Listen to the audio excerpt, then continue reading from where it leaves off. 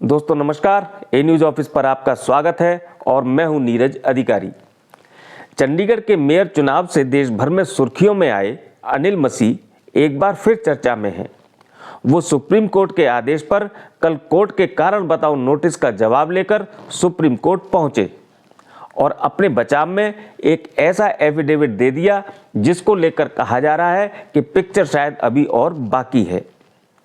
इस पर चर्चा आगे बढ़ाने से पहले यहां इंडिया गठबंधन में चल रही खींचतान को लेकर आज के नए डेवलपमेंट पर भी आपसे चर्चा करूंगा। भाजपा में टिकट के दावेदारों में सांसद किरण खेर के कमबैक की खबर भी दूंगा। आपसे निवेदन है कि यदि आपने अभी इस चैनल को सब्सक्राइब नहीं किया है तो सब्सक्राइब करके स्वस्थ पत्रकारिता को अपना समर्थन दें। साथ ही बेल आइकन को भी दबा दें ताकि हमारे वीडियो के नोटिफिकेशन आपको मिल सके। दोस्तों कल मैंने आपको बताया था कि इंडिया गठबंधन को लेकर दोनों पार्टियों के बीच चंडीगढ़ में फिलहाल सब कुछ ठीक ठाक नहीं चल रहा है। गठबंधन तोड़ने तक की बातें चल रही हैं। ये बातें अब तक बंद कमरों में हो रही थी, लेकिन अब बाहर भी खुलकर की जाने लगी हैं।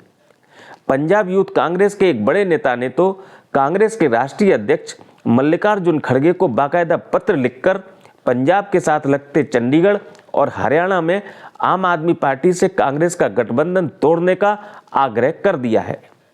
आपको बता दूं कि पंजाब में कांग्रेस और आम आदमी पार्टी का गठबंधन नहीं हुआ है। पंजाब में ये दोनों पार्टियां एक दूसरे के खिलाफ लोकसभा चुनाव लड़ रही हैं, जबकि चंडीगढ़ और हरियाणा की एक सीट पर कांग्रेस और आम आदमी पार्टी इंडिया गठबंधन के तहत चुनाव लड़ रही हैं। लेकिन पंजाब की सियासत का पड़ोसी चंडीगढ़ और हरियाणा की राजनीति पर गहरा असर रहता है। चंडीगढ़ पंजाब और हरियाणा की राजधानी है, इस नाते चंडीगढ़ की राजनीति भी पंजाब और हरियाणा के लिए महत्वपूर्ण रहती है। यही कारण है कि चंडीगढ़ सीट पर लोकसभा चुनाव में आम आदमी पार्टी से गठबंधन को लेकर पंजाब के भी कई कांग्रेसी नेता नाराज हैं। पंजाब यूथ कांग्रेस के प्रदेश महासचिव अमनदीप सिंह सलेच ने तो बाकायदा प्रेस कॉन्फ्रेंस करके अपनी नाराजगी मीडिया के सामने जाहिर की है। पार्टी में अमनदीप सिंह की सक्रियता का अंदाजा आप इससे भी लगा सकते हैं कि कांग्रेस ने उन्हें लोकसभा चुनाव के लिए बनाए गए अपने वार रूम का कोऑर्डिनेटर नियुक्त किया है। अमनदीप ने प्रेस कॉन्फ्रेंस में क्या कुछ कहा, आप खुद ही सुन लीजिए। पीसीए एक मुख्य कारण है।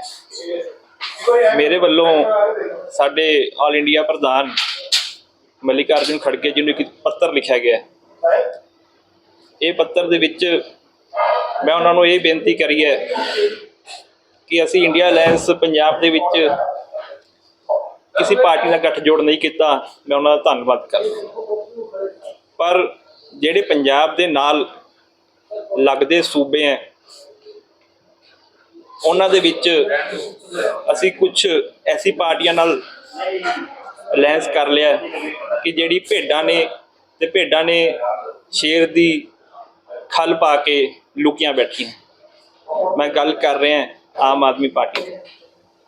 ਪੰਜਾਬ ਦੇ ਨਾਲ ਸੂਬਾ ਲੱਗਦਾ ਹੈ ਚੰਡੀਗੜ੍ਹ, ਪੰਜਾਬ ਦੇ ਨਾਲ ਸੂਬਾ ਲੱਗਦਾ ਹੈ ਹਰਿਆਣਾ, ਦਿੱਲੀ ਵੀ ਸਾਨੂੰ ਬਹੁਤਾ ਦੂਰ ਨਹੀਂ ਹੈ। ਅਸੀਂ ਚੰਡੀਗੜ੍ਹ ਦੀ ਜਿਹੜੀ ਹੁਣ ਮੇਅਰ ਚੋਣ ਹੋਈ ਹੈ ਉਸ ਤੋਂ ਇੱਕ ਅੰਦਾਜ਼ਾ ਲਾਈਏ। ਮੇਅਰ ਉਹਨਾਂ ਨੇ ਆਪਦਾ ਬਣਾ ਲਿਆ।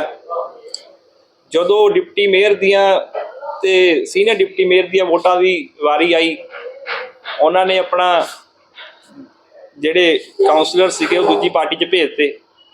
ਵੋਟਾਂ ਹੋ ਗਈਆਂ, deputy mayor senior deputy mayor ਵੀ ਉਹਨਾਂ ਨੇ ਹੋਰ ਕਿਸੇ ਪਾਰਟੀ ਦਾ ਬਣ ਗਿਆ, ਕਾਂਗਰਸ ਦਾ ਹਾਰ ਗਿਆ ਤੇ ਉਹ ਕਾਉਂਸਲਰਸ ਨੂੰ ਵਾਪਸ ਲੈ ਆਂਦਾ ਆਪਣੀ ਪਾਰਟੀ 'ਚ, ਫਿਰ ਜੁਆਇਨ ਕਰਾ ਲਿਆ। ਇੱਦਾਂ ਹੀ ਇਹਨਾਂ ਨੇ ਆਉਣ ਵਾਲੇ ਸਮੇਂ ਦੇ ਵਿੱਚ ਕਾਂਗਰਸ ਪਾਰਟੀ ਦੇ ਨਾਲ ਬਹੁਤ ਜਲਦ ਇਹਨਾਂ ਨੇ ਇਹ ਅਲਾਇੰਸ ਵੀ ਤੋੜਨਗੇ। ਔਰ ਜੋ ਪਿਛਲੇ ਹਫਤੇ ਤੁਸੀਂ ਦੇਖਿਆ ਹੀ ਹੋਣਾ ਪੰਜਾਬ ਦੀ ਵਿਧਾਨ ਸਭਾ ਦੇ ਵਿੱਚ ਜਿਸ ਤਰੀਕੇ ਨਾਲ ਇਹਨਾਂ ਨੇ ਪਾਰਟੀ ਦੇ CLP ਲੀਡਰ ਨਾਲ, ਪਾਰਟੀ ਦੇ ਪੰਜਾਬ ਪ੍ਰਧਾਨ ਨਾਲ, ਸਾਡੇ MLA ਸਾਹਿਬਾਂ ਨਾਲ ਜੋ ਇਹਨਾਂ ਨੇ ਮਾੜਾ ਸਲੂਕ ਕੀਤਾ, ਉਸ ਤੋਂ ਬਾਅਦ ਮੈਨੂੰ ਲੱਗਦਾ ਹੈ ਕਿ ਇਹਨਾਂ ਦੇ ਨਾਲ ਦੇਸ਼ ਭਰ 'ਚ ਅਲਾਇੰਸ ਤੋੜ ਦੇਣਾ ਚਾਹੀਦਾ ਤੇ ਸਾਡੀ ਜਿਹੜੀ ਸੀਨੀਅਰ ਲੀਡਰਸ਼ਿਪ, ਮੈਨੂੰ ਰੋਸ ਹੈ ਕਿ ਸਾਡੀ ਸੀਨੀਅਰ ਲੀਡਰਸ਼ਿਪ ਤੋਂ ਕਿ ਉਹਨਾਂ ਨੇ ਇਸ ਮੁੱਦੇ ਦੇ ਉੱਪਰ ਕੋਈ ਟਿੱਪਣੀ ਨਹੀਂ ਕੀਤੀ। ਪਰ ਗੱਲ ਇਹ ਹੈ ਕਿ ਅਸੀਂ ਗੱਲ ਕਰਦੇ ਹਾਂ ਕਿ ਡਿਪਟੀ ਸੀਐਮ ਅਸੀਂ ਦਲਿਤ ਪਰਿਵਾਰ ਦਾ ਦੇਵਾਂਗੇ, ਆਮ ਆਦਮੀ ਪਾਰਟੀ ਦੀ ਮੈਂ ਗੱਲ ਕਰ ਰਿਹਾ। ਦੂਜੇ ਪਾਸੇ ਤੁਸੀਂ ਉਸੀ ਵਿਧਾਨ ਸਭਾ ਦੇ ਵਿੱਚ ਇੱਕ ਦਲਿਤ ਐਮਐਲਏ ਨੂੰ ਮਾੜੀ ਸ਼ਬਦਾਵਲੀ ਬੋਲਦੇ ਹੋਏ ਕਹਿੰਦੇ ਹੋ ਕਿ ਇਹਨੂੰ ਛਿੱਤਰ ਸੰਘਾਇਆ ਜਾਵੇ। ਮੈਂ ਇਹ ਸਮਝਦਾ ਕਿ ਆਮ ਆਦਮੀ ਪਾਰਟੀ ਹੋ ਸਕਦਾ ਸਾਡੇ ਹੋਰ ਵੀ ਕਾਫੀ ਬੰਦਿਆਂ ਨੂੰ ਲੈ ਕੇ ਜਾਣਾ ਚਾਹੁੰਦੀ ਹੋਵੇ, ਹੋ ਸਕਦਾ ਉਹਨਾਂ ਦੀ ਮੀਟਿੰਗਸ ਚੱਲਦੀਆਂ ਹੋਣ। ਮੈਂ ਸਭ ਤੋਂ ਪਹਿਲਾਂ ਤਾਂ ਖੜਗੇ ਸਾਹਿਬ ਨੂੰ ਇਹੀ ਬੇਨਤੀ ਕਰਾਂਗਾ ਕਿ ਖੜਗੇ ਸਾਹਿਬ, ਤੁਸੀਂ ਪਾਰਟੀ ਦੇ ਸੁਪਰੀਮੋ, ਸਾਨੂੰ ਇਸ ਭੇਡਾਂ ਦੇ ਨਾਲ ਅਲਾਇੰਸ ਕਰਨ ਦੀ ਕੋਈ ਜ਼ਰੂਰਤ ਨਹੀਂ ਹੈ। ਕੁਰੂਕਸ਼ੇਤਰ ਜਾ ਕੇ ਇਹਨਾਂ ਨੇ ਮੀਟਿੰਗ ਕੀਤੀ, ਉੱਥੇ ਕਾਂਗਰਸ ਦੀ ਭੰਡੀ ਕਰਕੇ ਆਏ। ਕੱਲ ਵੀ ਇੱਕ ਮੀਟਿੰਗ, ਇੱਕ ਰੈਲੀ ਦੇ ਉੱਤੇ ਕਾਂਗਰਸ ਨੂੰ ਭੰਡਦਾ ਰਿਹਾ ਭਗਵੰਤ ਮਾਨ। अमनदीप को सुनकर आपको अंदाजा हो गया होगा कि इंडिया गठबंधन को लेकर यहाँ स्थितियां किस तरह बदल रही हैं। हो सकता है कि आने वाले दिनों में कुछ और नेता अपनी नाराजगी को लेकर खुलकर सामने आ जाएं। अब बात करते हैं चंडीगढ़ लोकसभा सीट पर भाजपा के टिकट दावेदारों की। बताया जा रहा है कि दावेदारों की लिस्ट में अब सांसद किरण खेर ने फिर वापसी कर ली है। अभी तक माना जा रहा था कि किरण खेर लगातार 2 बार चंडीगढ़ सीट पर लोकसभा चुनाव जीतने के बाद इस बार चुनाव लड़ने की इच्छुक नहीं है, लेकिन पिछले कई दिनों से चंडीगढ़ में उनकी सक्रियता बता रही है कि अब उनका मन भी बदल रहा है।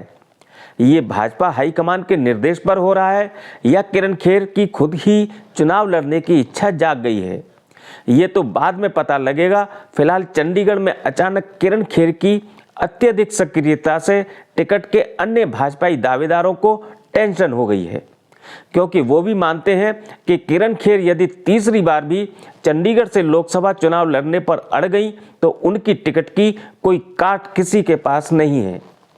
इस बीच आज लोकसभा चुनाव की तारीखों के ऐलान के बाद ये भी लगभग क्लियर हो गया है कि चंडीगढ़ सीट के टिकट का फैसला अब जल्दी होने वाला नहीं है। चंडीगढ़ में चुनाव प्रक्रिया के अंतिम फेज में 1 जून को वोटिंग होगी। इस लिहाज से माना जा रहा है कि भाजपा हाईकमान चंडीगढ़ की टिकट का फैसला भी मई में कर सकता है, क्योंकि अभी उम्मीदवार की घोषणा के बाद 2 महीने इलेक्शन कैंपेन चलाना कोई आसान काम नहीं है। इसलिए अब चंडीगढ़ के सियासी गलियारों में टिकट का शोर तो कम हो जाएगा, लेकिन टिकट का इंतजार दावेदारों को मई तक परेशान जरूर करता रहेगा। अब बात करते हैं अनिल मसीह की। चंडीगढ़ के मेयर चुनाव में पीठासीन अधिकारी रहे अनिल मसीह को सुप्रीम कोर्ट ने 8 बैलेट पेपर फर्जी तरीके से रद्द करने और दलीलों में कोर्ट को गुमराह करने का आरोपी ठहराया था। उन्हें कोर्ट ने कारण बताओ नोटिस जारी कर पूछा था कि क्यों न उनके खिलाफ कानूनी कार्रवाई की जाए। इसके लिए सुप्रीम कोर्ट ने अनिल मसीह से 15 मार्च तक जवाब मांगा था। कल अनिल मसीह अपना जवाब लेकर सुप्रीम कोर्ट पहुंचे और एक एफिडेविट देकर मामले को नया मोड़ देने की कोशिश की है। अनिल मसीह ने कोर्ट से कहा है कि वह चुनाव प्रक्रिया की वीडियो लीक होने के बाद मानसिक रूप से बहुत परेशान और दबाव में थे, इसलिए सुप्रीम कोर्ट में सुनवाई के समय जजों के सवालों का ठीक से जवाब नहीं दे पाए थे। मसीह ने दोहराया है कि 8 बैलेट पेपर खराब ही थे, इसलिए उन्होंने पेन से निशान लगाकर उन्हें चिन्हित किया था ताकि बाद में ज़रूरत पड़ने पर उनकी समीक्षा की जा सके। अनिल मसीह ने अपनी ताज़ा दलीलों के पक्ष में कुछ नए डॉक्यूमेंट्स और फैक्ट कोर्ट में रखने की परमिशन देने की प्रार्थना की है। पूरे मामले पर सुप्रीम कोर्ट अब 5 अप्रैल को सुनवाई करेगा। अब सवाल ये उठता है कि अनिल मसीह आखिर किस आधार पर ये कह रहे हैं कि 8 बैलेट पेपर खराब ही थे, जबकि सुप्रीम कोर्ट के तीनों माननीय जजों ने स्वयं सभी 36 बैलेट पेपर देखे और माना था कि ये सभी वोट वैध हैं। साथ ही सभी पक्षकारों के वकीलों की मौजूदगी में कोर्ट ने इन मतपत्रों की गिनती की थी। ऐसे में अब इस मामले में सुप्रीम कोर्ट का रुख एक बार फिर महत्वपूर्ण हो गया है कि कोर्ट मसीह की नई दलीलों को किस तरह देखेगा, क्योंकि अनिल मसीह को पहले ही अपने बयान से कोर्ट को गुमराह करने का आरोपी ठहराया जा चुका है। यदि कोर्ट मसीह के द्वारा दिए गए नए तथ्यों को दोबारा देखने के लिए तैयार होती है तो निश्चित रूप से चंडीगढ़ के मेयर चुनाव को लेकर सस्पेंस फिर बढ़ सकता है। फिलहाल तो अनिल मसीह को 5 अप्रैल तक राहत मिल गई है। आज के लिए फिलहाल इतना ही। कल नए अपडेट्स के साथ फिर मुलाकात होगी। मुझसे जुड़े रहने के लिए आपका बहुत बहुत धन्यवाद।